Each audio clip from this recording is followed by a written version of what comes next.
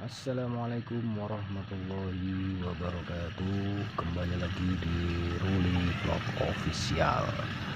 Oke sobat koi lover semua, jumpa lagi dengan saya Ruli. Tentunya masih di seputaran ikan koi. Pada video kali ini saya akan berbagi pengalaman sekaligus mereview produk buat teman-teman yang ikan koinya sering sakit. Kemarin juga ada beberapa yang tanya ke saya, bang, ikan koi saya sering sakit kena aeromonas, sering ada yang mati. Itu karena teman-teman perlu diperhatikan beberapa faktor. Yang pertama, teman-teman mungkin sering mendatangkan ikan baru tanpa karantina.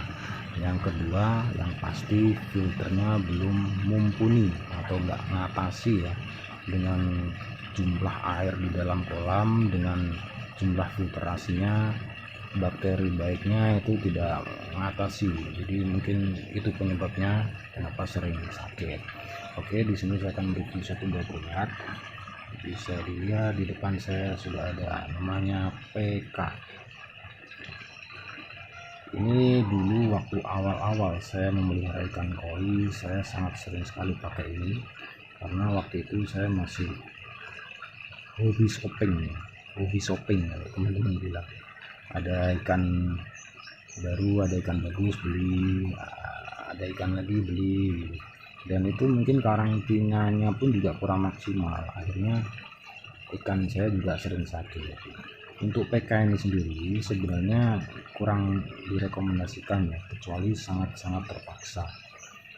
Kalau ikan koi kita yang sakit itu di dalam kolam, dan ada beberapa, tidak hanya 1-2 tapi mungkin hampir 50% atau bahkan 90% sakit, ini kalau saya menyarankan pemakaian langsung di kolam saja biar tidak ribet. Karena kalau kita harus karantina satu-satu, kita harus membutuhkan banyak tempat. Tapi kalau di kolam ya ini cukup simple. Untuk videonya yang ketika saya melakukan bom PK di kolam, bisa dilihat di video saya yang sebelumnya guys. Itu kurang lebih PK ini satu botol ini berapa, 5 gram kalau enggak 6 gram. Ini saya kasih 2 botol ini untuk satu kolam saya ini, ukuran 2x3 itu. Dan dengan catatan untuk bom PK ini, kemarin beberapa teman juga banyak di kolom komentar menanyakan filtrasinya dimatikan enggak bang, ini enggak bang, itu enggak bang. Jadi banyak pertanyaan. Jadi pada dasarnya PK ini berfungsi bekerja kurang lebih 1 atau 2 jam dia bekerja. Jadi ketika melakukan treatment bom PK di dalam kolam, saya menyarankan filtrasinya dimatikan dulu, pompa dimatikan, tapi dengan catatan tetap dikasih aerasi. Jadi tetap ikan kita butuh oksigen di dalam kolam. Kenapa filtrasi dimatikan? Biar obat ini bekerja fokus di dalam kolam. Kalau sampai si PK ini masuk ke dalam filter, kemungkinan filter akan merestart. Jadi kolam direstart ulang. Semua bakteri jahat, bakteri baik akan mati dan seperti mengulangi lagi. Jadi kembali ke teman-teman pengennya seperti apa. Kalau pengen direstart ulang tidak masalah, filtrasi dijalankan. Kalau pengen lebih maksimal, filtrasi dimatikan tapi tetap dikasih aerasi atau oksigen biar ikan koi kita bisa tetap bertahan hidup. Karena obat PK ini sangat keras sekali. Ini terus terang, obat PK ini sebenarnya buat manusia ya, buat obat luka. Jadi kalau luka biasanya dikasih PK ini, kulit atau luka akan cepat kering. Tapi kalau pada ikan itu kan di dalam air, untuk mengeringkan sangat sulit.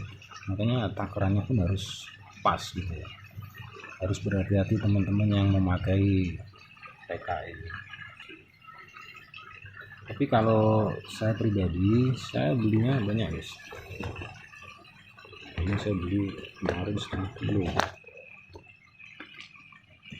Kalau saya harus beli satu botol gini harganya berapa, 6.000 kalau nggak 10.000 ya, di bervarian harganya.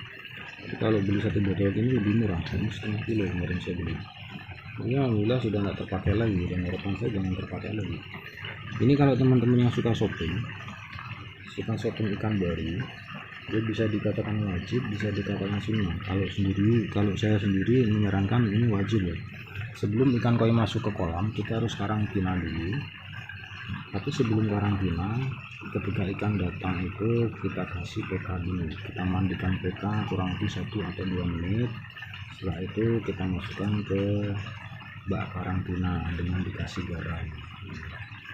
Itu aja tujuannya, biar bakteri jahat seperti kutu, aeromonas, jamur, white spot itu bisa dibunuh dengan si PK ini sendiri. Jadi obat ini memang sangat ganas, makanya tidak disarankan untuk memakai ini berlebihan. Untuk cukup dipakai 1 atau 2 menit. Kalau ikan baru ya, yang baru datang itu cukup 1-2 menit kita kasih di bak kecil aja, kita kasih wadah secukupnya gitu, kan kita masukkan dan kita kasih PK ini kurang lebih, kalau saya dengan takaran pakai kuku saya ini dulu, kuku ini saya ambil ini, jadi cukup sedikit takarannya, dan itu pun cuma 1 atau 2 menit, tidak usah lama-lama, kasihan ikannya.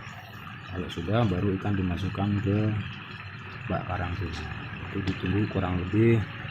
Karantina itu sendiri ada, kalau menurut saya ada treatmentnya, jadi kurang lebih minimal itu 6 hari. Kenapa 6 hari? Jadi biasanya bakteri itu akan mulai kelihatan di ikan baru itu 5 hari, 4-5 hari kan kelihatan. Jadi di hari ke-6 ikan akan mulai terlihat ikan ini sakit atau enggak. Biasanya ikan baru datang itu belum nampak sakit, dia membawa penyakit atau enggak kita enggak tahu, karena di habitatnya yang sebelumnya biasanya semua ikan pasti ada penyakitnya, ada bakterinya, cuma bisa digarisbawahi setiap kualitas air itu berbeda-beda, dan kekebalan ikan sendiri itu berbeda-beda. Jadi habitat ikan sebelumnya itu dengan kualitas air yang seperti apa kita nggak tahu, kekebalannya seperti apa kita nggak tahu ya. Ketika kita masukkan ke kolam kita dengan kualitas air yang berbeda, kekebalannya tidak mumpuni, akhirnya ikan akan sakit, dan itu yang sangat berbahaya. Bakterinya akan tumbuh, berkembang biak, dan akan menular ke ikan satu kolam, itu yang beresiko. Makanya teman-teman sobat koi lover semua menyarankan untuk ikan baru wajib karantina. Jadi hukumnya wajib ya, tidak sunnah, wajib kalau tidak mau beresiko. Oke teman-teman, mungkin ini saja video dari saya ya, kurang lebih ya seperti itu ya tentang PK. Dan sebenarnya saya tidak merekomendasikan untuk sering-sering ya, kalau ikan baru sih nggak masalah. Mungkin ini saja, mudah-mudahan bermanfaat buat teman-teman semua. Assalamualaikum warahmatullahi wabarakatuh.